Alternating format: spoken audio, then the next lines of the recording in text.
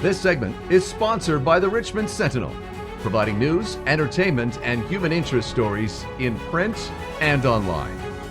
He is an author and the curator at the Charles M. Schulz Museum and Research Center. His most recent book, which he co-authored, is Charles M. Schulz, The Art and Life of the Peanuts Creator in 100 Objects. We'll explain that title after I welcome Benjamin L. Clarke. Benjamin, thanks for joining us. Thank you so much for having me. It is a great pleasure, sir. I can't hide my excitement. Schulz, I've been a fan of Peanuts and Charlie Brown and the man Charles Schulz since I was like the age of 4 when I got my first one of these. Hey, good. I got a lot of those. I'll have to talk to you off camera about what I should do with them. I'd like to frame them all, to be honest with you. But let's talk about the title, 100 Objects. For our viewers, how did you manage, because I've been to your museum in Santa Rosa, how did you manage to whittle the objects, items down to just 100 to describe the life of Charles Schulz? Right. Well, we settled on 100 as a number to publish the book in time for Charles Schulz's centennial of his birth, and which is why the number 100 instead of 200 or 50 or whatever. And once we settled on a number, there were some things that just immediately sprung to mind. So you just immediately start making that list. Well, we have to have this, we have to have that. And with those constraints, you kind of look at the list and kind of go, okay, well, what are we missing from his life? We want a picture of the whole man, not just the cartoonist. So, what are maybe some areas that we need to touch upon and things? And then we start looking for objects to represent different parts of his life. And so that was how we did it. There are, I don't want to go all Citizen Kane Rosebud here, if you get the reference, but there were some ones that really, out of the 100, that really stood out to me. Again, if you think of that Citizen Kane Rosebud example, one of the items, a couple of them really stood out. One was that his mother, back when he was a young lad growing up in Minnesota, buys him the How to Draw Cartoons book. Yeah. Which really stood with him. And I think, Benjamin, I couldn't really choose one, but if I had to choose one item that you did a spotlight on, it would be what he did with integration and the introduction of the African American character, Franklin. I always find that great artists sometimes come up against it, and he was not going to back down on that. So I think if I had to choose one, it'd be that. Explain to our viewers his first touch with integration. Well, it was in the summer of 1968, and he actually gets a letter from a woman named Harriet Glickman, who actually wrote to several cartoonists and said, things are bad right now. We have to cast our minds back to that summer of 1968 where there was so much racial strife in America and things were boiling over. We have the assassination of Dr. King.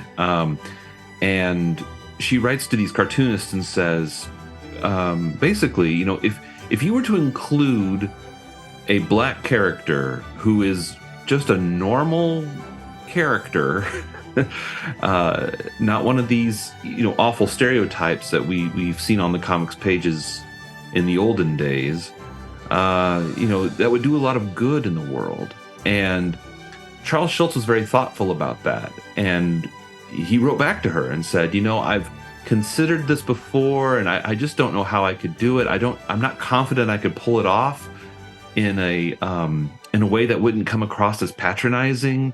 He says that he just wasn't sure, but he opened up the dialogue with her, and she said, well, can I have a couple of my friends write to you also? Because she was actually Jewish and white, and so she had some other people write to him who were black and were able to express, Charles Schulz, you have so much goodwill in the world. Even if you do come across perhaps imperfectly, isn't it worth trying? And that cemented it for Charles Schulz. That really allowed him to be able to create this character and to give himself the latitude to do it and to give himself permission to say, okay, I may not get it 100% right out of the gate, but I'm going to try. And I think that is a really important lesson to come away with. I love the fact that he, as I said in the question, didn't back down. There was some pushback from obviously some newspapers of various parts of the country, but he stood his ground, which, as I said, you often see these great artists do that.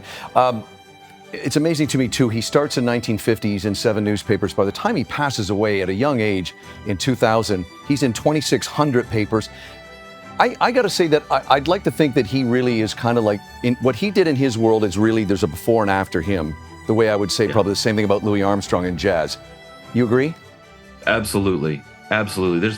There's hardly anyone working in not just comics, but almost in any graphic form today that doesn't point back to Charles Schulz as an influence.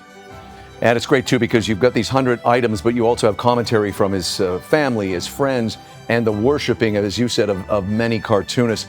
I want to mention, too, before we go, Benjamin, as I said off the top, I was fortunate enough to visit the museum in Santa Rosa. I also love the town of Santa Rosa. I'd say halfway between Sacramento and San Francisco.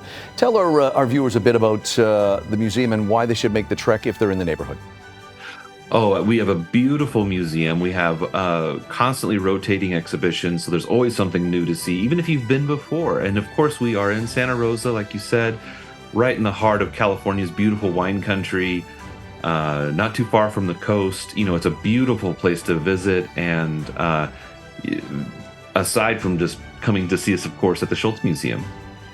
Yeah, I can't recommend it enough, as I said, being a fan. Hey, the book is Charles M. Schulz, The Art and the Life of Peanuts Creator in 100 Objects. Benjamin, you have fulfilled a dream for me. I got to talk to somebody that knew Schulz because as I said, I'm still a fan after all these years.